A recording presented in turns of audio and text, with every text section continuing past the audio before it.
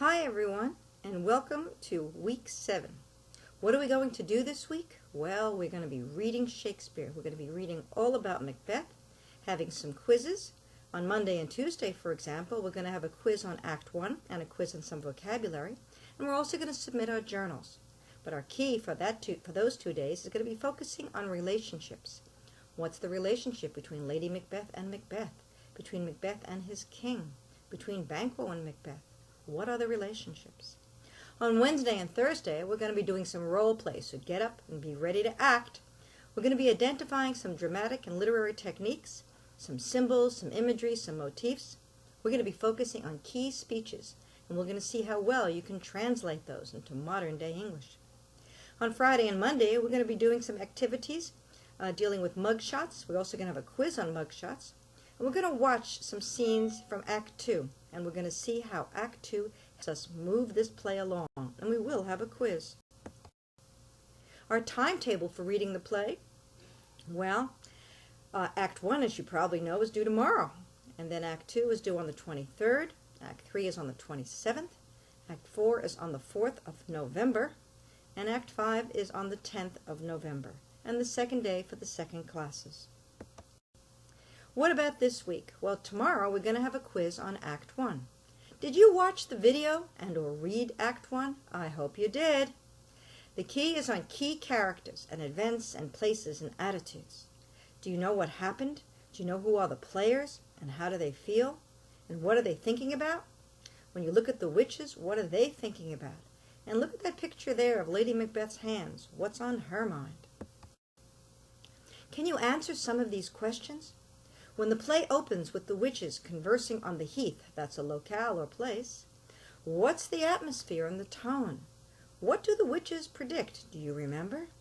What is the line? Fair is foul, and foul is fair, hover through the dark and murky air really mean? And how do they foreshadow the events in Act 1? Well, we first hear about Macbeth in Scene 2 through the speeches of the wounded sergeant. We learn a little bit about him and about the king.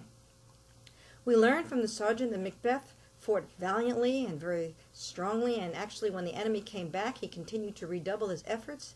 In one particular conversation, we learn that he cut open his enemy, MacDonald World. He slit him open from the naves to the chops. What does that tell you about Macbeth?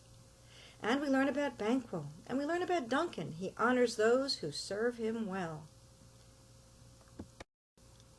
What about Lady Macbeth? When she receives the news from Macbeth's letters, when she learns what the prophecy is and what the witches have said, what is she thinking about? And how do our reactions compare to those of Macbeth when he learns about the witches' prophecies? And when he learns he's been made Thane of Cawdor, well, the witches' prophecies are coming true. And what impression do you form of Lady Macbeth in the remaining scenes of this act? When she says things like, I don't know if he's going to have the courage to do this. And she says, he may have the milk of human kindness. What am I going to do? In Macbeth's soliloquy at the beginning of Scene 7, we learn about his state of mind. Remember, we looked at that in class the other day when we held our hands out, and we said, is this a dagger which I see before me?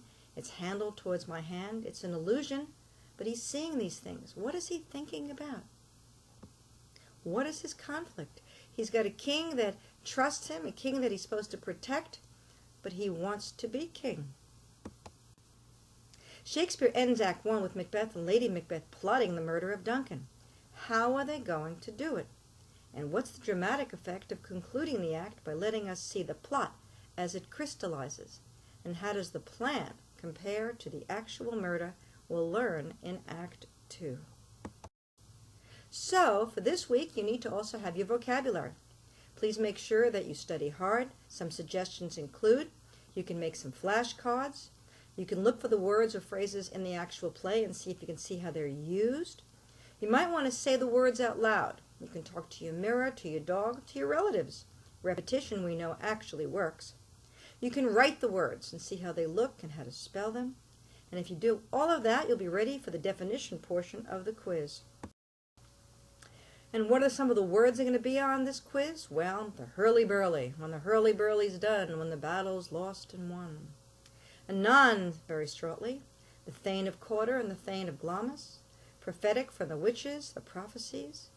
And we learn that certain things are happening, they're harbingers of goodwill or ill will. We chastise those, particularly the witches were chastising the woman who wouldn't share her nuts. And the hautboys, the oboe players, played for us, for the king, to have some music. And purveyors were people that sold goods. And the warder was the watchman or guard who came to the door. And metal will see who has the strength to fight off those who wish to break the law.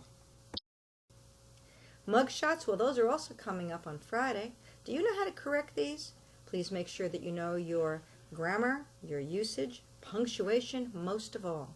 Do you know where to put a comma, where to put an apostrophe, or a semicolon, when to capitalize, when not to? Try to review those for this particular mugshot quiz. Well, for your journal, make sure you write it right. They will be collected throughout the week, and I'm really looking forward to reading all of your ideas.